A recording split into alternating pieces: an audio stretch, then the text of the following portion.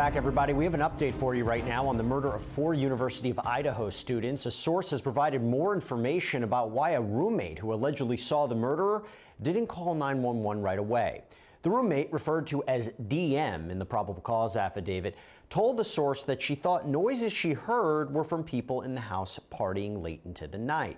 The house on King Road was known for having lots of people in and out at all hours.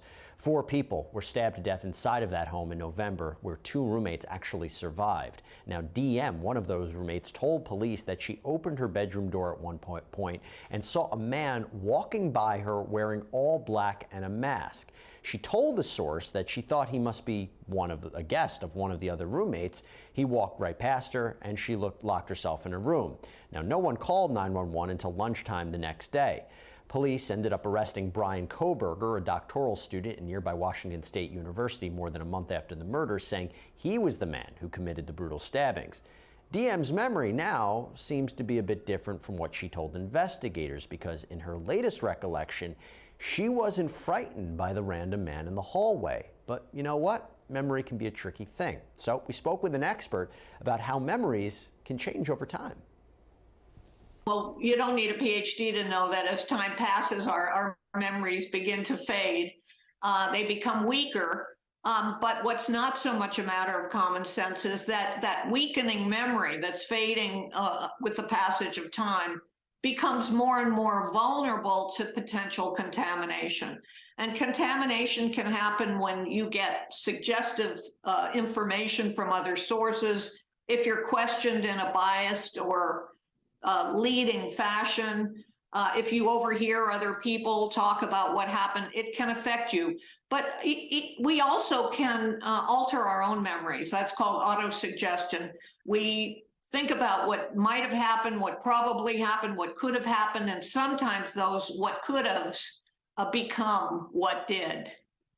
And we've also learned that suspect Brian Koberger was experiencing some workplace drama around the time of the murders. He was apparently fired from his position as a teaching assistant at WSU.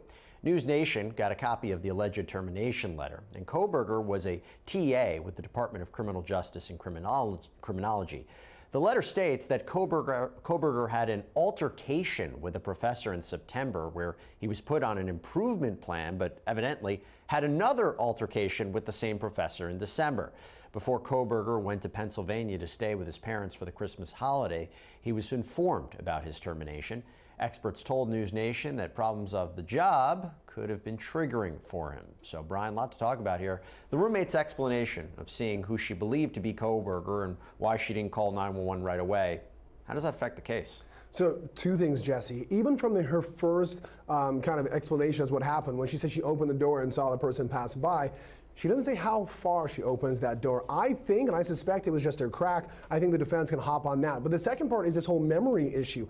If her memory seems to be contaminated with her own thoughts or suggestive questioning and going back and forth like this, don't forget her memory connects us to the bushy eyebrows, connects us to where he stepped supposedly for that footprint, and also connects to his size. These are big parts of the affidavit that led to the arrest and could be big parts of this case that identifies Koberger as the suspect. If they can shake up, they being the defense, her memory of the events, it could be detrimental for the prosecution's case. Oh, I agree with you. But Terry, everyone's been looking for a motive about why he might have done this or allegedly done this.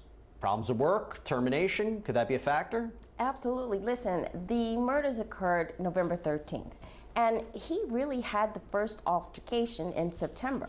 And he was supposed to be on an improvement plan, and he failed that improvement plan. And ultimately, November 2nd was when he got that plan, and that was right before the murder. So I definitely think he was wondering whether or not he was going to be fired, and he was worried about his job. He was worried about the fact he may not actually get his PhD, and this could have been a triggering factor to the murder. Now, obviously, he didn't get terminated till after the murders, but all of this must have been going through his mind, and I think it just escalated because he continued to have other altercations even after the murders. Yeah, we have the how, we have the when, we have the where. It is the why that is that outstanding question.